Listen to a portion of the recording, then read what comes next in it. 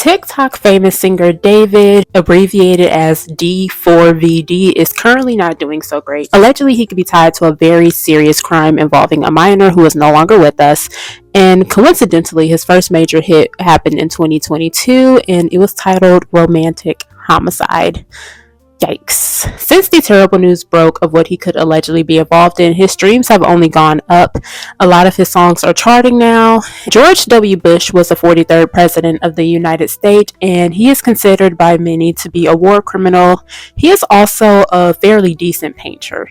Physician and author Han Suyin once said that, quote, moralists have no place in an art gallery, end quote. And I've always felt very conflicted with this sentiment because there are artists like Chris Brown, for example, who I don't care about at all in the slightest. I don't care about him as a person or as an artist. And that is for a multitude of reasons, but apparently I am of the minority because he is currently on a sold out world tour, and it's like a stadium tour. But anyways, people have very strong opinions about the relationship between art and ethics. Some believe that art should be consumed based solely on the art itself, independent of who and what circumstances created it, while others believe that the who and why behind a piece of art is just as important, if not as important, as the art itself, and it should and could affect how you perceive it. So yeah, today we are just going to be exploring that philosophical phenomenon of art versus ethics. Today we are going to be discussing The Shape of Things. This is honestly one of my prized possessions. I absolutely love this film.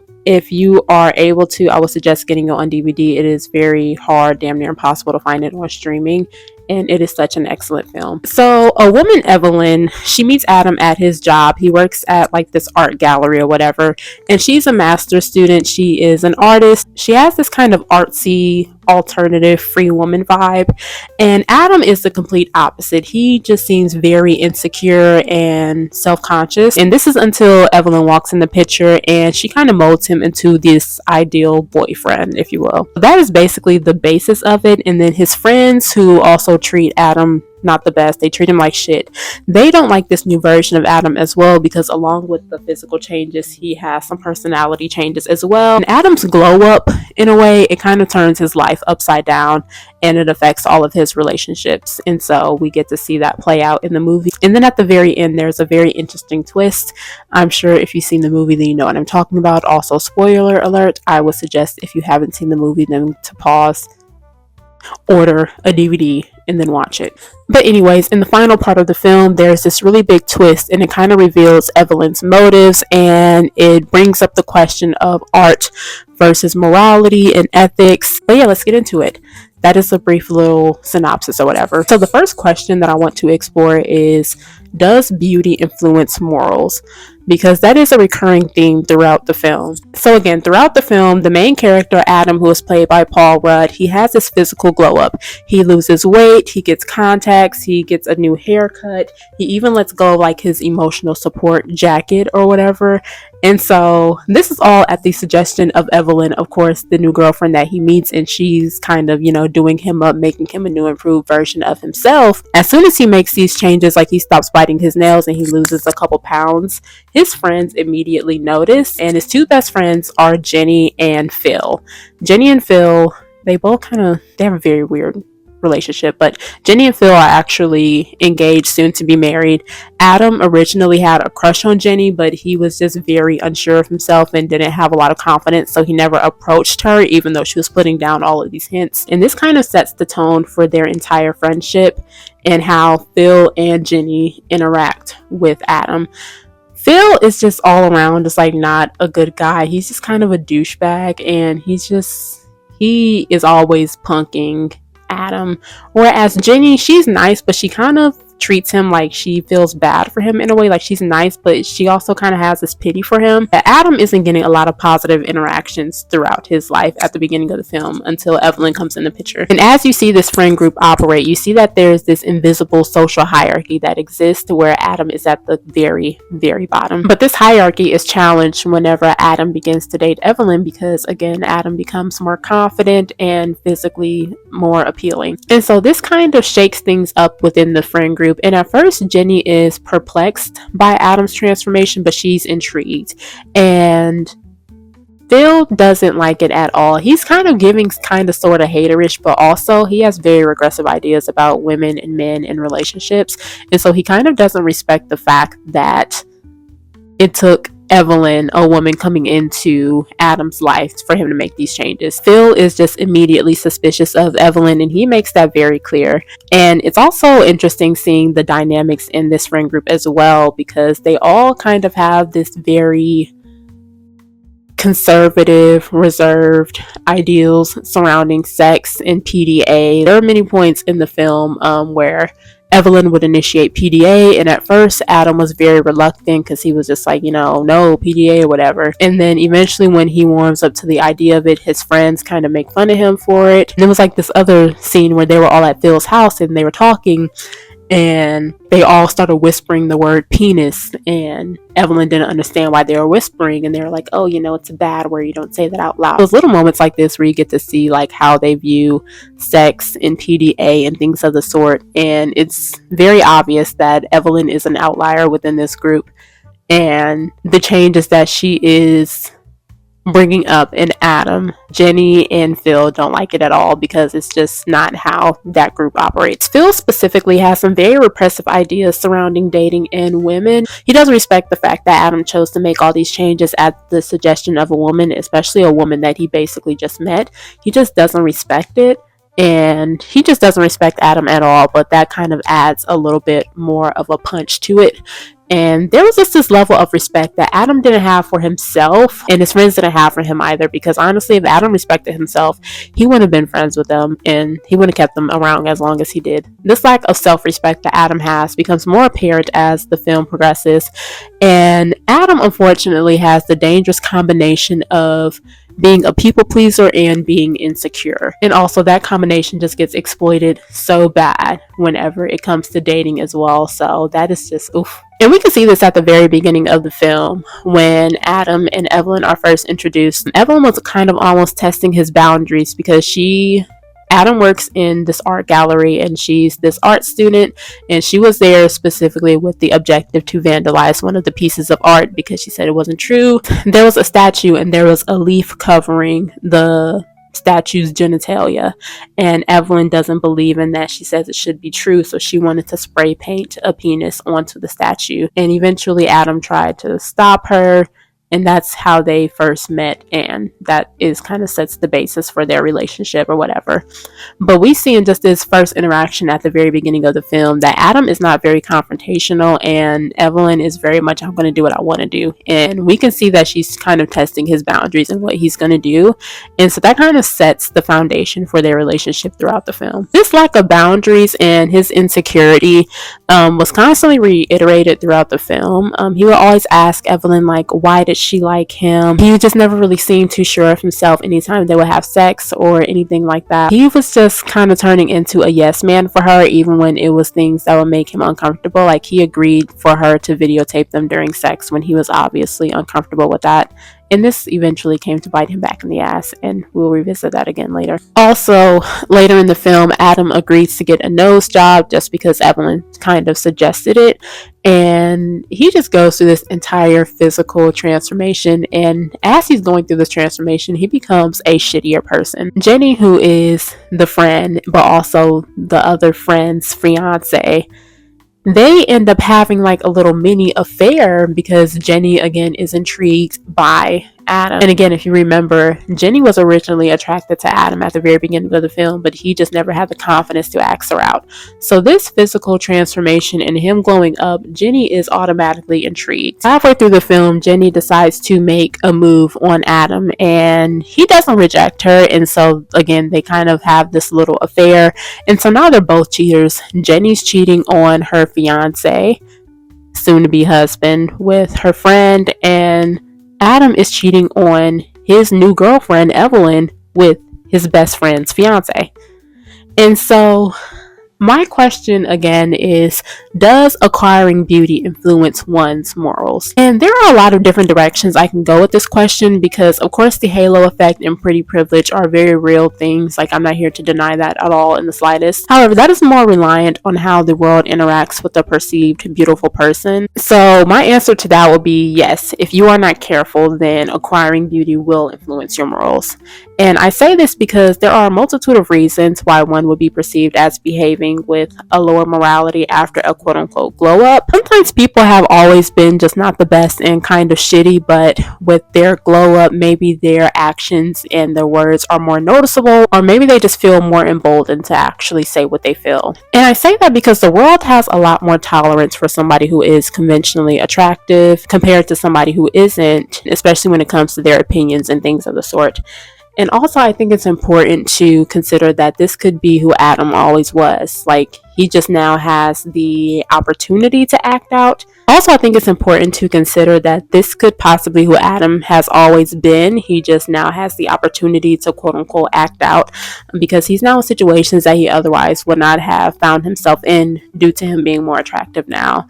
And so I do think that is something to consider, but also another angle is that sometimes people just truly aren't aware of the harm that they are causing when they become more attractive. I do want to show this quick little short that I came across from one of my new favorite creators. I just recently discovered him. His name is Horace Gold. But basically, he talks about this phenomenon of when somebody has a glow up. So if they were an ugly duckling when they were younger, but then they become hot, if they're still walking around with that mentality of how they were mistreated whenever they were quote unquote ugly or just unattractive in that hot body, they can also be harm causers as well. Anyways, I'm just gonna put the video here because he says it much better. If you got hot later in life, you need to be fucking careful. I, like many others, was a very awkward little gay boy who found his stride later in life, and I've actually found that it's really important to acknowledge that I got hot. I think there's this like misdefinition that if you acknowledge that you are somewhat attractive, you're like immediately conceited, and it's like, no bitch, I have two functioning eyes, I pay a lot for my contacts, and they work. I can see myself, I'm pretty. But the reason that's important to me is that if I don't acknowledge where the fuck I sit in the world, that is a breeding ground for me to then cause harm to others by not recognizing my own privileges and just like where I am in the world, the status that I occupy. Like, at least for me, if I allow that 13-year-old insecure boy to make all the decisions in this body, that's just a hot guy being a bitch. Like, that's not actually like, oh, my inner child. It's like, no, babe, you're an adult and you're being really rude because like you're scared. But it's like, look at yourself, acknowledge that you've changed. Because if I still think I'm the same kid who's then going out and like bleeding on the world, that's a hot person being a dick. And at least in the gay community, we are so fucking mean to each other, and I'm tired of it. I'm so sick of the like, oh my god, like this hot gay guy is just for no reason. At least to the outside, we're like, bitch, you're fucking stunning, you're stacked, you're jacked, you have huge quads and a nice neck, why are you being mean? And it's often because that guy does not realize the power he holds, because he hasn't really acknowledged that he's fucking hot. And with pretty privilege comes pretty responsibility, diva. Like, it is on you to not continue to harm and wound others because you might still be insecure from looking like a version of yourself that you don't look like anymore. So like, congratulations, you had to glow up, but also like, stop being mean, because that's the ugliest thing you can be, mama. To sum up that clip, hurt people hurt people. And there are always stories about when a person loses weight or gets weight loss surgery and then all of a sudden they switch up and like just don't know how to act, or when somebody glows up and becomes the person that used to bully them. Like, there are so many different variations of that type of story, and I do think that there is some validity to that argument that acquiring beauty can influence one's morals. But I also feel like Adam's moral failings have more so to do with him not having a strong idea of who he is and being a people pleaser. We've seen countless times throughout the film that he really wanted to impress Evelyn, and he always had this attitude of disbelief that she chose him. Like, he just could not believe that she was interested in him. And also the audience, we get to see that Adam also kind of changes depending on who he's around, and that really stems from him not being a very confrontational person and also not wanting to disappoint people. And so we see this at the very beginning when Evelyn meets his friends, and the night kind of goes on, and it's evident that she doesn't vibe with them at all. And this is the first set of friction where it seems like Adam should have to choose whatever. But by the end of the night anyways, Evelyn and Phil are arguing and Adam has no idea what to do, and it's very apparent that he's afraid of pissing off anyone. We see this again when Evelyn didn't have to do much to convince Adam to go under the knife and get a nose job, which to me is just insane. There's nothing that another person, especially another lover could say to me to where I would go under the knife. He agrees to get the nose job, and then also we see again how he surprises Evelyn with getting her initials tattooed on him. When Evelyn finds out about Adam and Jenny's affair, she gives him an ultimatum of choosing his friends or her, and he decides to drop his friends for her. So after Evelyn confronts Adam about the affair, he agrees to drop his friends for her. And this is interesting because this isn't a new phenomenon of, your significant other making you choose between your partners. Like, it is unhealthy, but it happens all the time. But he barely knows Evelyn, and the fact that he's willing to drop his friends, who he's known for all these years, for a girl he barely met, isn't the best sign. Even though his friends aren't the best for him, that should have been a decision that he made on his own. I don't want to blame Evelyn too much because these are still all of Adam's choices, and he's an adult. And I do have to admit that as the film went on, Adam's morality for sure took a bad turn as he became more attractive. Adam deciding to cheat on Evelyn with his friend's fiance, Jenny, that is a choice that he made all on his own. And it doesn't matter how you look at it or how you flip it, he was wrong. I mean, adultery isn't a good thing. So yeah, these are all Adam's decisions. So it's very hard to blame everything on Evelyn and like her suggestions or whatever. And also, I do just want to acknowledge the Adam and Eve parallels between Adam and Evelyn. Like, I do think that it was intentional that their names are Adam and Evelyn, which could also be Eve. And also, in the beginning of the film, in the very first scene, Evelyn was wearing a shirt with an apple on it, and I thought that was an interesting choice by the director. Now I want to move on to the question, does morality have a place in art? So in the final act of the film, there is a very big twist. So Evelyn, throughout the semester, she's talking about how she's working on this art project, and so at the end of the semester, it's her art showcase, and she makes sure that Adam, Jenny, and Phil are there in attendance. And this is where things take a very dark turn. As this showcase is going on, we see that it is basically her showing a before and after of Adam. The devastation and the twist of what her actual motives were and the fact that she didn't actually like Adam, it just felt like a gut punch. I genuinely cannot imagine being in his shoes. Within the showcase, she talked about how easily she was able to manipulate Adam, and again, she's basically exploring art and morality and beauty and the relationships between beauty and ethics and things of the sort. In a way, Adam was just like her little guinea pig, and he just didn't know about it. Of course, this is a shock to Adam and everybody else in attendance, and I cannot imagine being in his shoes. But as she continues on with the showcase, it's just like she further twists the knife. And so she talks about how she was able to convince him to drop his friends, how she was able to convince him to get plastic surgery and the nose job, how he voluntarily got her initials tattooed on him, and also how he proposed and gave her his grandmother's ring. So like he was like deep into it, and he was deeply in love. So throughout the showcase, Evelyn does highlight how Adam becomes progressively worse as he becomes more attractive. Evelyn also makes it a point to emphasize that he did all of this at her suggestion. She never said, you have to do this, you have to do anything. She was just like, oh, let's go to the plastic surgeon's office. Let's see. It's not that bad. And he was just like, okay. She never forced him to make any changes. It was just all subtle manipulation. And so the showcase ends, and then there's the second part where there's like the physical art gallery or whatever. And so this is where Adam and Evelyn have their big confrontation or whatever, because he's finally aware of everything that's been going on, and Evelyn has absolutely no remorse. But as they're in this room, on the wall there's a quote painted, the Hansuyan quote, moralists have no place in an art gallery. And so that really kind of emphasizes and ties in the entire feeling of this scene and the entire feeling of, honestly, the whole film. She kind of ate that. She kind of ate that. It was evil. I don't think I could ever do that to another person. Well, I for sure can't. But also, Adam, again, is an adult. And I do want to also say, like, nobody's above getting got. Like, we could all be manipulated, this, that, and the third. But had Adam had a more better understanding of who he was, it wouldn't have gotten that bad. I just know that this is Adam's villain origin story. I just know that he is going to be a terrorist to women after this, and I wish there was a sequel or a part 2 to this film, but I don't think there needs to be, because it would literally just be Adam treating women like shit. Like, that would change the trajectory of anybody's life. I don't see Adam, his trauma, in the world that we live in, and how the world kind of treats men who treat women like shit, like nobody really cares.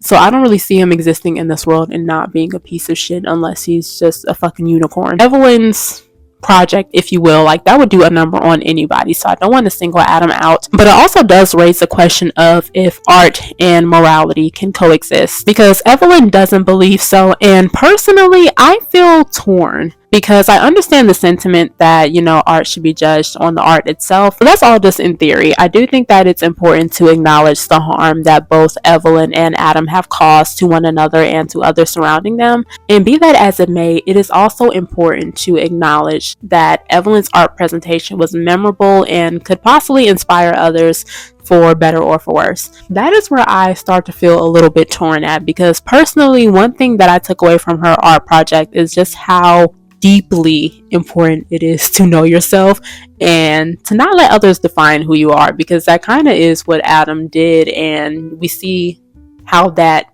manifested in her project, and I think that that is a valuable lesson to be learned. Also, I would assume that Evelyn kind of had this matter-of-fact approach and kind of felt no remorse, because at the end of the day, no matter how dishonest Evelyn was to Adam, the experiment would have had a very different outcome had Adam just had more self-respect and had a deeper understanding of himself. So it is unfortunate that Adam is basically like this metaphorical casualty of her art project, and that is awful. But to some people like Evelyn, that's a fair trade-off, period, especially if there are people that could be affected by her art. Also, I do think that it's important to say that I define good art by how it makes a person feel. I personally believe that if art can inspire a feeling, good or bad or whatever, in a person, then I feel like it's valid. I feel like everybody defines good art differently, but that is how I define it, so that's how I'm judging it. Somebody like Roman Polanski or Woody Allen, like they have inspired generations of filmmakers, and their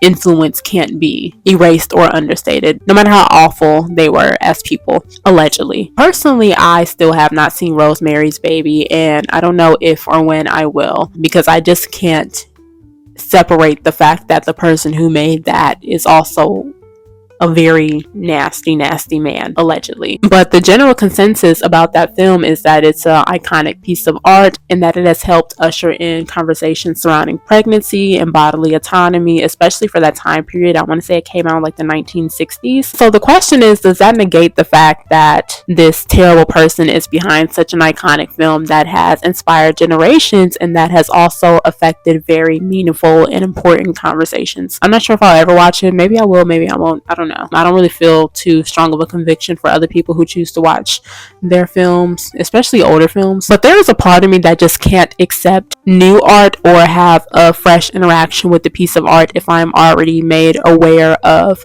something about the person who created it or the situations who created it that I just personally would not agree with morally. Outside of not wanting to interact with some art for ethical reasons, I do also think it's important to discuss how art doesn't just exist in this world, it's consumed. The consumption of art is inextricably linked to supporting the artist, because this is just the world that we live in, and there's usually some type of monetary exchange, this, that, and the third. And so it doesn't matter how you flip it. Like if you're paying, then generally you're supporting. For example, like somebody like Chris Brown, who I don't care for at all in the slightest. I don't care for his music or him as a person, never have, never will. I am of the minority. Even if he did make music that I liked, I personally wouldn't go to his concerts or anything of the sort, just based on how awful he's been to Black women and just the harm that he has caused to so many people. And I guess one way around that could be like if you buy a piece of art secondhand, like if you were to get like, I don't know, like a DVD of Rosemary's Baby or something like that, like it's not directly supporting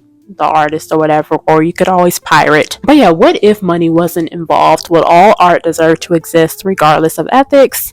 And I don't know, I guess it just comes down to preferences. To bring this back to Adam and Evelyn, was she wrong for what she did?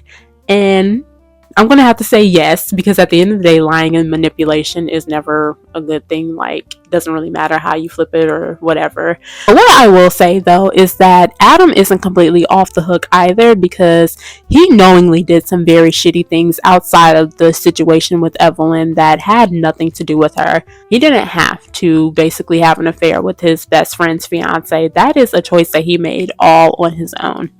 And this brings me to the final point, that having self-respect and knowing who you are will always, always, always reign supreme. Had Adam had a stronger understanding of himself, I believe that he could have avoided the heartache and the embarrassment of what resulted in his relationship with Evelyn. And again, nobody is above getting God. We are all able to be manipulated.